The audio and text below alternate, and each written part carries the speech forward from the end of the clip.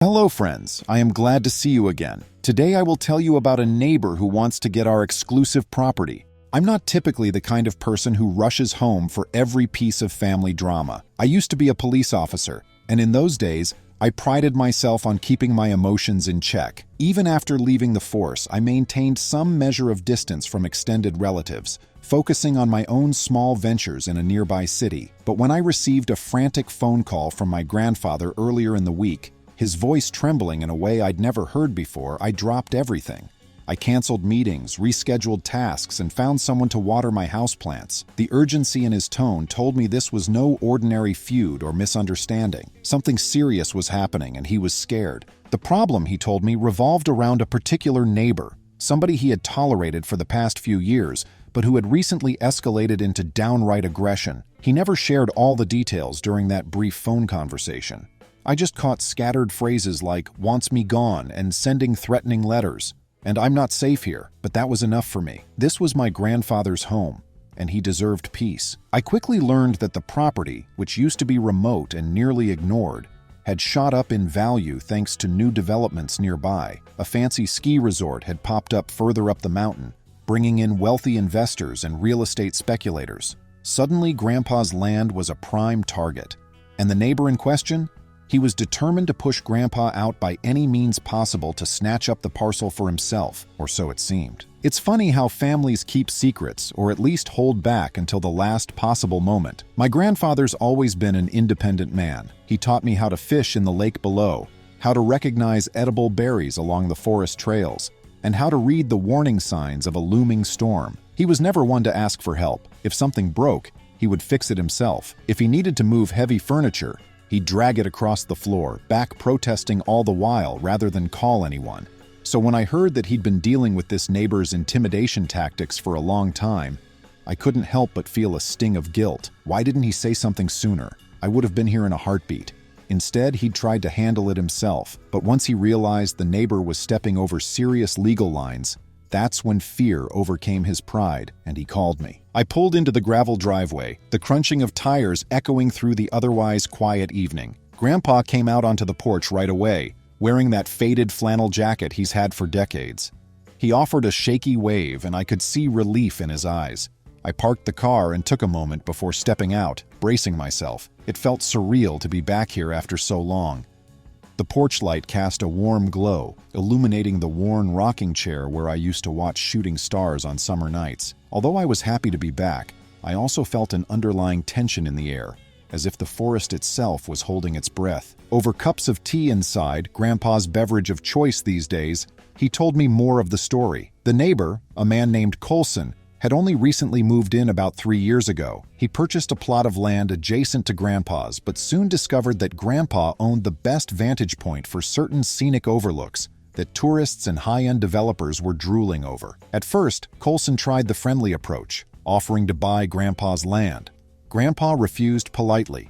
He had no interest in leaving the mountain, which was his home, his heritage. Colson then slowly turned from friendly to pushy. He started harping on every minor boundary line discrepancy, claiming Grandpa's property lines were inaccurate. Grandpa tried to be neighborly, offering to hire a surveyor. But from that point forward, Colson ramped up the pressure. He'd do things like stand at the edge of Grandpa's property with a camera, claiming he was documenting trespassing. He'd call the local authorities to complain about non-existent code violations. He even spread rumors among some newer residents that Grandpa was squatting on land that wasn't truly his.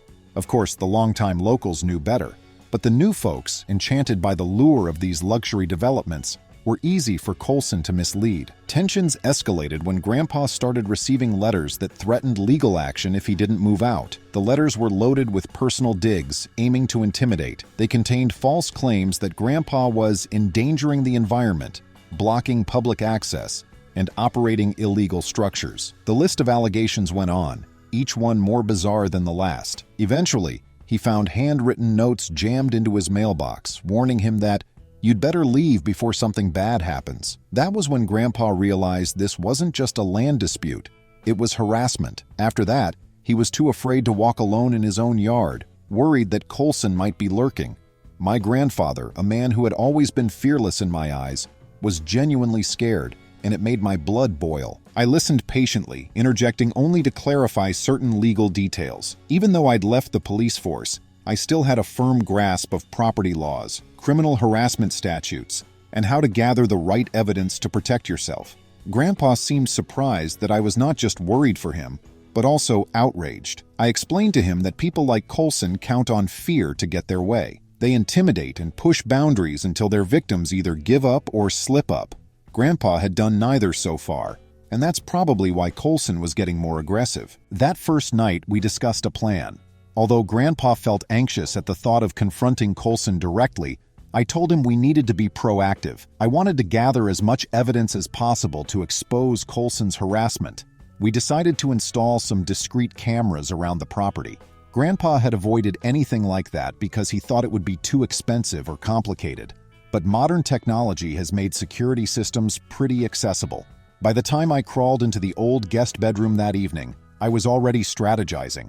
My mind raced with possible outcomes and potential next steps. Was Colson just a bully, or was he truly dangerous? Early the next morning, I woke up to the aroma of coffee. Grandpa was already in the kitchen with a spread of toast and homemade jam. I could see he was calmer, almost hopeful. Perhaps having me there, someone with knowledge of law enforcement, gave him a sense of security. Over breakfast, we went over the best spots to place cameras. We identified the mailbox area, the section of property near the main road, and the vantage point behind the cabin that overlooked a ridge where Grandpa had sometimes seen Colson snooping. I made a trip to a local hardware store in town. The drive down the mountain took about 20 minutes, and it was nearly as scenic as I remembered. The leaves had turned shades of copper and gold, and I felt a pang of nostalgia. I passed by a new cluster of luxury chalets perched precariously on a slope, a sign of the changes that had made Grandpa's land so enticing to developers like Colson. At the store, I picked out a set of weatherproof cameras and motion-activated sensors. I also bought a few new locks for Grandpa's doors and windows.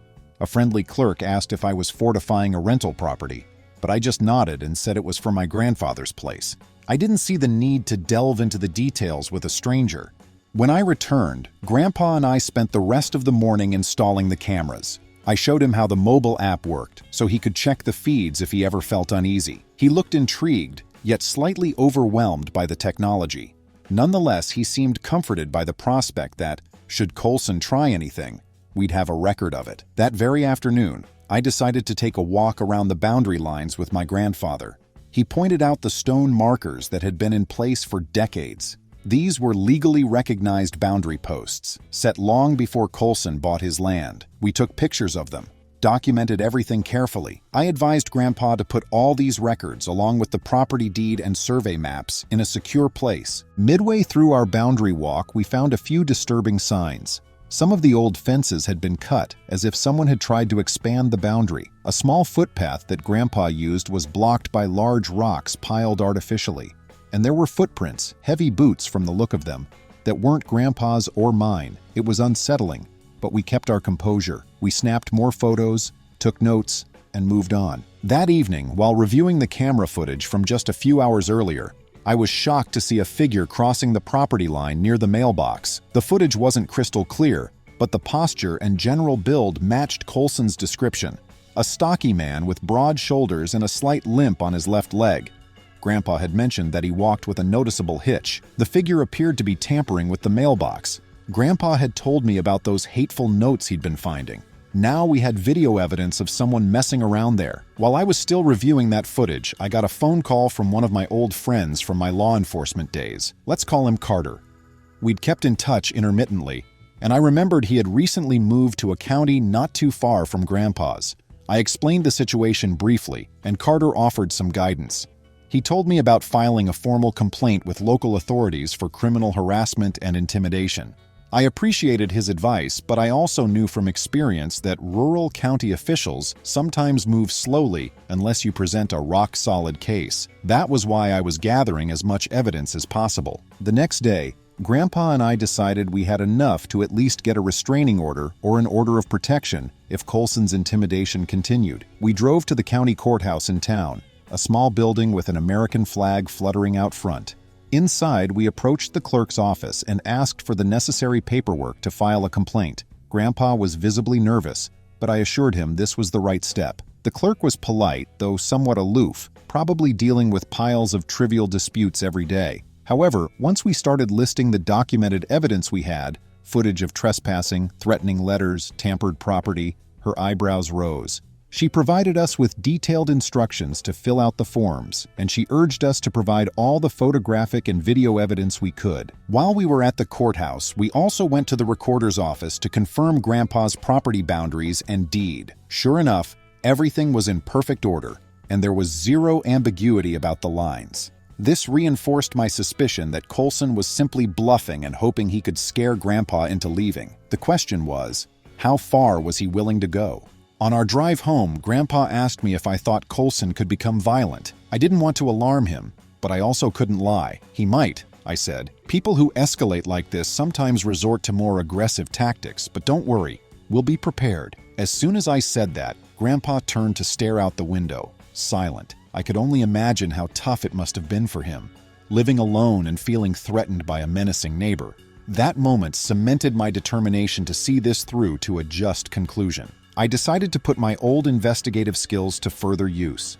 As soon as we got home, I hopped on Grandpa's computer and started searching for public records on Coulson. Since he was fairly new to the area, I figured there might be something in his past that indicated a pattern of this behavior. It didn't take me long to find a few lawsuits in another state, all involving property disputes and allegations of harassment. None of those suits mentioned criminal charges, but the pattern was there. Coulson would buy land, bully neighbors, and eventually force them to sell or concede. Sometimes he'd even file frivolous lawsuits, piling on legal fees until they gave up. This was a professional scheme for him, it seemed. Armed with this information, I felt more confident that the law would be on Grandpa's side once all the facts came to light. However, we still needed an immediate remedy, especially if Coulson tried something reckless. That same night, I stayed up late going through the newly installed camera feeds. Nothing suspicious happened that evening. I was almost disappointed, but also relieved that Grandpa could rest without disruptions. Meanwhile, a new thought began to form in my mind. If Coulson was cunning enough to see that the cameras were installed, he might try a different tactic, something less obvious that might not be caught on camera. The next morning, I decided to do a thorough inspection of the water supply, which was drawn from a well on Grandpa's land. If Coulson really wanted to drive Grandpa out, he might tamper with basic necessities. Sure enough, I discovered that part of the piping near the well showed signs of interference, fresh scratches, bolts slightly undone. It looked like someone had messed with it but hadn't fully sabotaged it yet. That was enough proof for me to add another line to our growing log of evidence. Throughout that day, Grandpa's old friend Hallie stopped by. She'd known my grandfather for decades, and she lived down in the valley but used to come up here to hike the trails regularly. She told us she'd caught a glimpse of someone wearing a dark jacket near the well last week, but she didn't think much of it at the time. Now it clicked. The best we could guess was that Coulson was either checking out the well or planning something. Hallie also revealed something interesting. She had overheard Coulson chatting at a local diner, bragging about making big money off the land up here. He was boasting to someone else about how old-timers couldn't keep up with modern land values. Hallie said she felt uneasy about his tone, as though he viewed long-time residents as obstacles to be removed. She offered to help however she could, even volunteering to testify if it came to that. That evening, as if on cue, something happened. Just after dinner, we saw headlights sweep across the front yard. Grandpa and I peered through the curtains. A truck had pulled up on the main road, just at the edge of the property line. Not quite on Grandpa's land, but definitely close enough to see the house. We kept the lights off and watched. After a few minutes, the truck's engine revved, and it sped off. At that point, I felt a swirl of emotions. Anger, suspicion, a fierce protective instinct. We decided not to chase it, as we had no proof it was Coulson, but the cameras at the mailbox might have caught the license plate. Once we checked the footage, sure enough, we got a partial plate and it seemed to match a vehicle registered to Coulson. More evidence for our file. At this stage, we had enough to contact the local authorities formally and request they look into harassment charges. I made an appointment to meet with a deputy at the county sheriff's office. Grandpa and I drove down together the next morning. The deputy, a tall man with a measured demeanor, listened carefully as I laid out everything. The letters, the trespassing, the camera footage, the partial license plate on the truck, the well tampering, and the potential boundary sabotage. He nodded in sympathy, stating that while such cases can be tricky, we had a robust trail of evidence. He recommended we file for a restraining order immediately, and he offered to assign a patrol car to occasionally drive by the property. It wasn't a full guarantee of safety, but it was something. Back at the mountain house, Grandpa breathed a bit easier knowing that at least some officials were involved. But to me, it still felt like the tension was mounting. People like Colson don't typically give up just because they get a summons or a legal order. They often push until they realize they're cornered or face serious consequences. So, I doubled our security measures. I set up an extra sensor light near the well, placed a camera at a higher vantage point overlooking the approach road, and ensured Grandpa locked all doors and windows religiously. Meanwhile, a few other threads started weaving into our main plot. Grandpa's longtime neighbor on the other side, Lana, revealed she'd been having trouble with someone messing with her property as well. While her situation wasn't as dire, she did notice fresh tire marks crossing her garden. She had also received offers, bordering on harassment, from unknown buyers. She suspected that Colson might be trying to drive multiple owners away, acquiring land parcels for a quick flip. Lana was more than willing to sign an affidavit or statement supporting Grandpa's complaint. This was good news. The more documented evidence we had, the less likely Colson could wiggle his way out of accountability. Around this same time, a local real estate agent, who I'll call Margot, reached out to Grandpa. She'd heard rumors that he was thinking of selling. Grandpa was appalled. He had no idea where these rumors were coming from. He certainly never started them. Turns out someone, most likely Colson, was spreading misinformation around town that Grandpa was in dire financial straits and looking to offload the property. Margot apologized when she realized the rumors were false. However, it gave us further confirmation that Colson was orchestrating a campaign to make the land look available and push Grandpa out. This kind of manipulation, while not exactly a crime in itself, contributed to the larger harassment pattern. One evening, Carter, my law enforcement friend, decided to visit. He drove up from the neighboring county, wanting to see the situation firsthand. Carter had a calm demeanor that put Grandpa at ease, and he also had some experience dealing with property disputes turned hostile. He walked the boundaries with us, checked the camera placements, and offered to stay overnight in the guest room to keep watch. That night, around midnight, Carter, Grandpa, and I were sitting in the living room, lights off, with a perfect view of the front yard through a slightly parted curtain. Sure enough, we spotted another set of headlights creeping up the road. The vehicle parked in the same spot as before. We waited. After a minute or two, a figure emerged from the driver's side, walked a few steps onto the property, and then quickly bolted back to the truck. It peeled away, tires kicking up dust. Carter and I checked the cameras later. A tree blocked the angle, but we captured enough to confirm it was the same vehicle. After reviewing footage from the newly installed camera near the well, guess what? We saw someone shine a flashlight around the well earlier that evening before fleeing. Carter helped us loop that footage in a reel and create a new file for the sheriff's office. Carter called the deputy we spoke with the next morning to say we had the best evidence of nighttime trespassing and probable intent to harass. We filed the restraining order by now. Colson was legally barred from Grandpa's property after a sheriff's deputy served him. There should have been relief. We knew Colson could still cause trouble indirectly, so it was more like a temporary victory. The restraining order strengthened our legal position. Colson retaliated stealthily as usual. Grandpa stepped onto the porch one cold morning and saw a letter on the front door. Though not explicit, it was full of accusations. "You're stealing my livelihood. You can't keep hiding behind your relative's badge," etc. The letter claimed Grandpa's land was illegal and demanded he leave for the sake of the community. While benign, it was upsetting. We checked the cameras and saw that someone had come to the porch around 2 a.m. the night before. The camera missed the face, but the height and build resembled Colson. If it was him, the restraining order was violated. Carter helped me gather this evidence and march to the sheriff's office. The deputy agreed that Colson would violate the order. The letter was unsigned and the footage didn't show the person's face. The deputy agreed to interview Colson. In a small town, that alone frightens troublemakers because they know police are watching. I felt it was important to talk to Colson, or try to. Part of me hesitated because confronting someone so brazen could backfire, but my law enforcement background made me try reason first, even though I thought it might fail. Strangely, one of Colson's old letters to Grandpa listed a phone number, so I called it. After several rings, I got a grumpy hello. "Colson?" My voice was calm as I asked, "Who is this?" irritated, he replied. "I'm the grandson of the man whose property you're harassing," I said. "We must talk." One moment of silence. After saying, "You have no idea what you're up against," Coulson hung up. My last attempt at compromise failed. It was expected, but I wanted to give him a chance. I wrote a formal cease and desist letter for Grandpa, citing the restraining order and its penalties. Carter personally delivered it to Coulson's mailbox on his way out of town to avoid Grandpa doing it. Lana's situation worsened. She found her property marker next to Coulson's land uprooted and moved several feet, likely an illegal attempt to expand the line into her territory. Lana was furious and called me immediately. I went to her house to see it. The new marker location was far from the old one, leaving a large portion of her land claimed by the mover. I took pictures and suggested she file a separate complaint.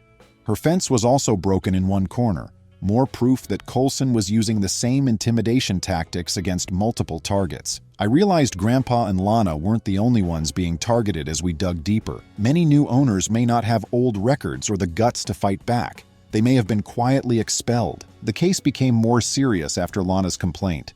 She had clear photos, including footprints that matched Grandpa's heavy boots. Locals liked her, so her voice mattered in court. I worked with her to organize our evidence into a file. I figured Coulson had less room to maneuver the more united we were. Grandpa gained confidence but remained cautious. He regretted not calling me earlier. He feared I'd surrender everything. After seeing my determination, he was glad I came. Despite the chaos, we cooked dinners, laughed about my childhood, and occasionally talked about my time on the force. Still, I felt a strong bond with Grandpa that had grown stronger through the stress. 2 weeks in, Hallie gave us a tip. She told us town rumors that Coulson was trying to hire a lawyer to sue Grandpa for defamation and illegal restrictions on shared land. I laughed. Given the property lines and evidence, it seemed desperate. However, Grandpa looked worried at the mention of a lawsuit because they can be lengthy and expensive. I assured him we had a strong case and that Coulson would be in trouble if he tried that route. We were proactive, so I contacted a local property law attorney. Call him Gideon. We presented Gideon with the restraining order, camera footage, witness statements, and property line records. Gideon believed we had a strong case for harassment charges and a strong defense against frivolous lawsuits. He warned Coulson that if he proceeded, he could be countersued for damages and charged with repeated restraining order violations. I joined Grandpa at a community event one cold afternoon. Potluck dishes and local crafts were sold at the small hall event. I thought Grandpa might benefit from seeing friendly faces and telling people what was going on. Sometimes public exposure of a bully can stop them. Some people sympathized with Grandpa, telling him about their own encounters with Coulson or rumors of intimidation. One elderly man saw Coulson rummaging through a neighbor's shed uninvited, but the neighbor was too scared to report it. I advised him to have the neighbor report it to the sheriff. More people standing meant less isolation for victims. Grandpa was moved by community support by event's end. We felt the winds shifting in our favor. Next was a turning point. Late at night, I heard a loud crash outside. I got out of bed, grabbed a flashlight, and ran to the porch. Grandpa followed me in his pajamas, clutching his robe. Grandpa's old truck in the driveway had a smashed windshield. A big rock on the front seat had glass shards everywhere. I instinctively searched the driveway for footprints or tire tracks and found fresh prints leaving the scene. Ironically, a large pine obscured the driveway angle when I checked the cameras. I regretted not placing a camera there. However, another camera caught a faint silhouette returning to the main road. I thought it was Coulson again from the gate. This was vandalism, a crime. The way Grandpa's property was damaged went beyond letters and boundary disputes. We notified the sheriff the next morning. Carter came to view the footage and offer his opinion. We couldn't see the person's face, but the time window, footprints, and repeated presence near Grandpa's home were damning. The deputy said he would report this to the local prosecutor for vandalism and restraining order violations. The deputy's tone showed he was exhausted like us. Instead of retreating, we took another risk. Grandpa's attorney, Gideon, suggested suing Coulson for damages, harassment, emotional distress, and legal fees. We honed the documents the following week. Since the local authorities were already charging Coulson with vandalism and harassment, our civil suit would further entrap him. Lana agreed to help Gideon and provide evidence. Coulson received lawsuit papers from the county sheriff. According to reports, Coulson refused to open the door when the deputy arrived, so the documents had to be taped to his front door to satisfy the service requirement. People heard he was furious, Some heard him yelling obscenities about Grandpa, the authorities, and how he'd teach them all a lesson. From then on, he was limited by the criminal investigation and our civil lawsuit.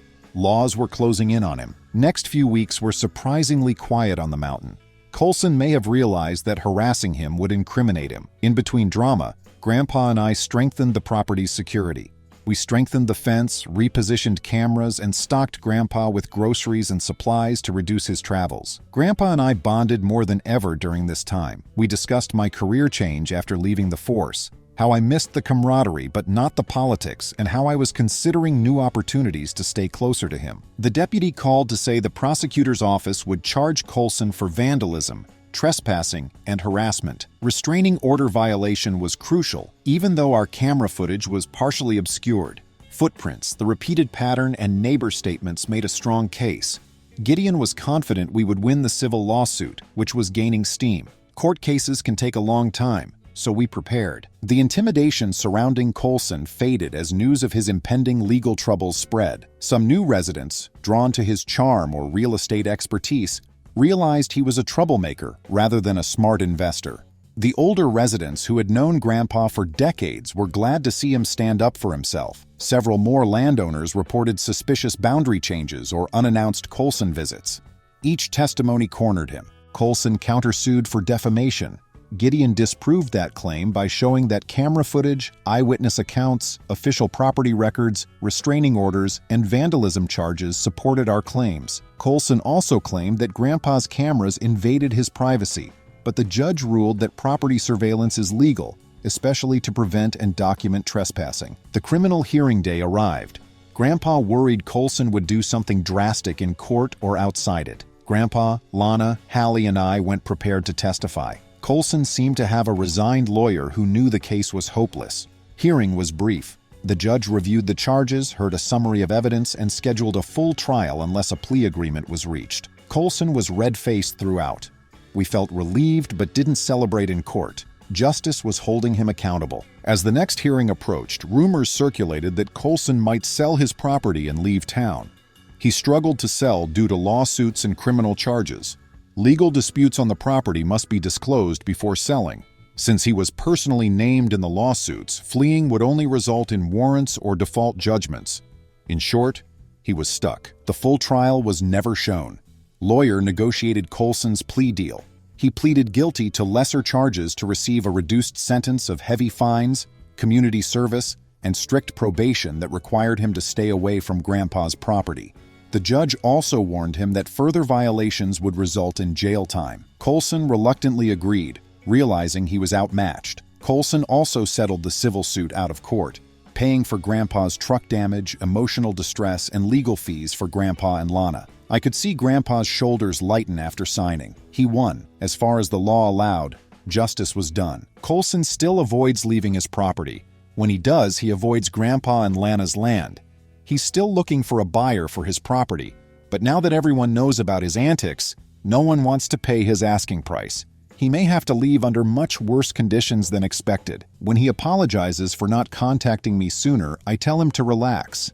It's done. At least he reached out before things got worse. We became closer than ever. I may move to a nearby town to be with him more often.